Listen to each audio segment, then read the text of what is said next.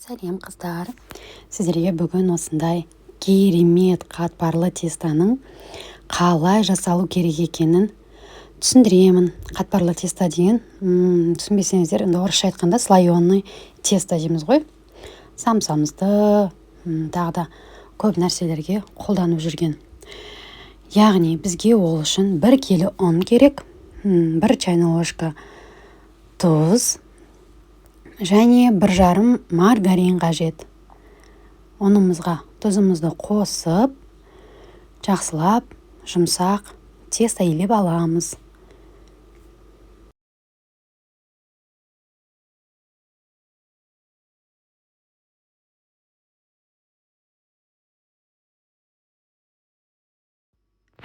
Жұмсақ тестомызды илеп болғаннан кейін, оны целлофан пакетке салып, холодильникқа 20-30 минутқа қойып қоямыз.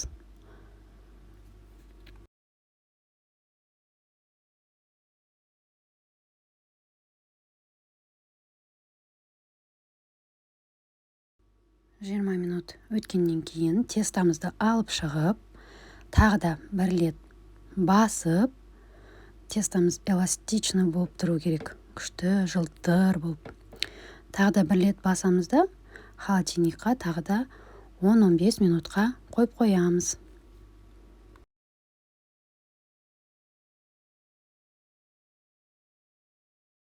Міне, 15-20 минут қойғаннан кейін тестомызды алып шығып, ортасына тиіспей, шет жағынан бастап, 4 жағын жайып шығамыз. Көрдіңіздер, ортасы томпайып тұр, тек қана шет жағынан бастап, басып, жайып шығамыз.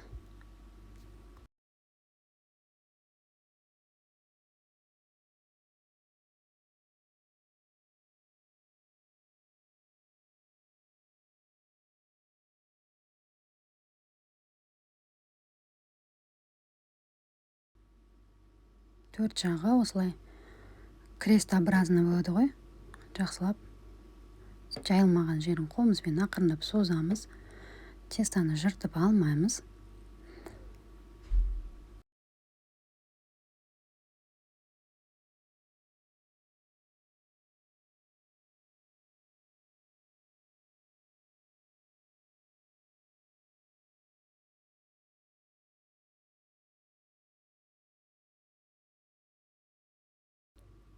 Міне, өздеріңіз көріп тұрғандай, ортасы томпайып қалды да, 4 жағын жайып шықтық. Енді сол томпайып тұрған ортаға жаңағы майларымызды жұқалап бөліп, күштілеп орналастырып шығамыз.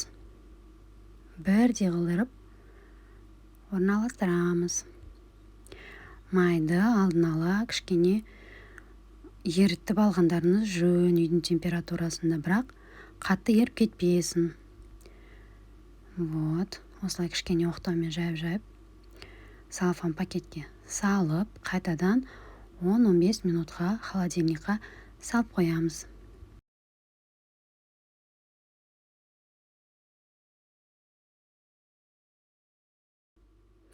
Он 15 минут уақыт өткеннен кейін алып шығып, кішкене ұнды сеуіп, оны ақырын қолмен бірінші басып шығамыз. Анандай бір кішкентайлар біреу болса, олардың да қолдарын кішкене басқызып қойыңыздар, тестоларыңыз дәмді болады. Вот, қатты күш салмаймыз. Тестоны ақырындап созамыз. Егер қатты басып жіберсеңіздер, ішіндегі майдың барлығы шығып, бүкіл жер май болып мазаларыңыз алады. Сол үшін асықпай, ақырын жайып отырып жасаңыздар.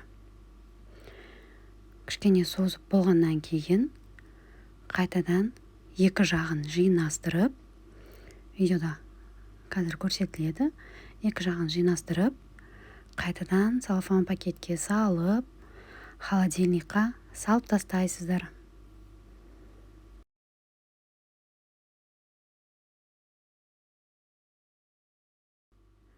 10 минуттан кейін тестоны қайтадан алып, ұн сеуіп, тағы да жаңағыдай ақырын басып қана тестоны жайып шығасыздар.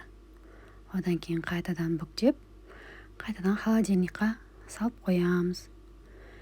Міне, тағы 10 минут уақыт өткеннен кейін тағы да сол движениені қайталаймыз.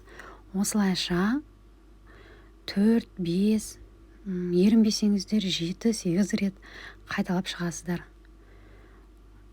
Көрдіңіздер ме, майлары уже жайылып, түрі жақсы болып келе жатыр.